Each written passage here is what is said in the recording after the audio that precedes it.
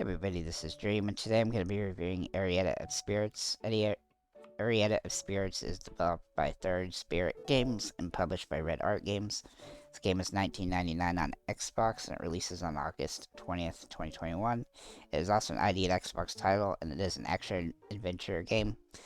So to add to that, it's a retro action-adventure game, and it kind of plays in a similar aspect of like an old Zelda from the SNES days.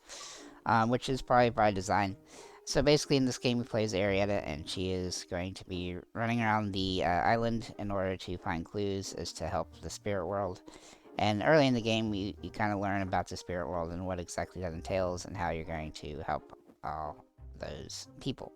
Um, Basically, the story is pretty straightforward and linear, though the map itself is pretty big, and you can go in, about 4 or 5 different directions to start, and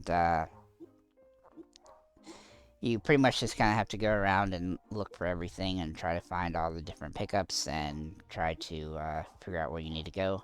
One of the drawbacks in the game I felt like was the combat was not real well put together, as in the distance you needed to be to hit some enemies.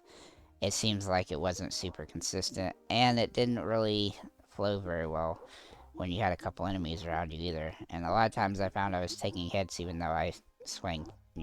What seemed to have worked, 2 seconds ago didn't work this time. So I did find that to be a little bit of annoyance, but it's not too terrible.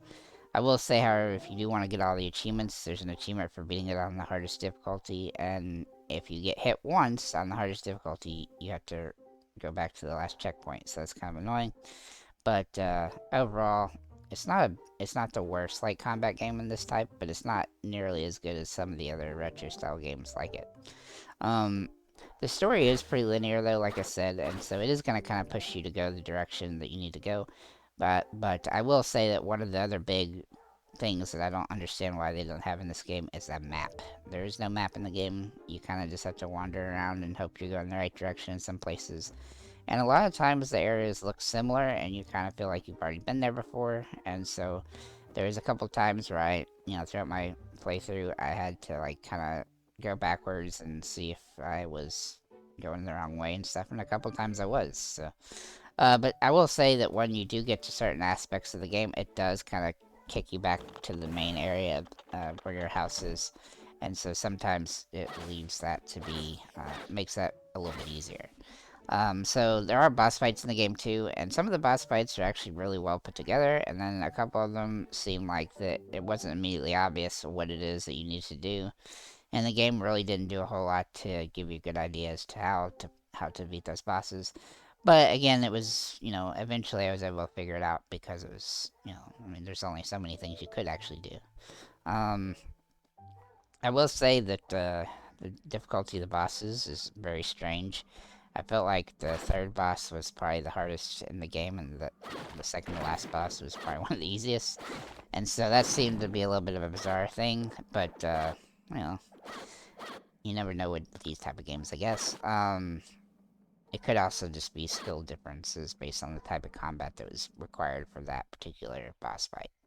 Um, Overall, I'm going to give the game a 6.5 out of 10.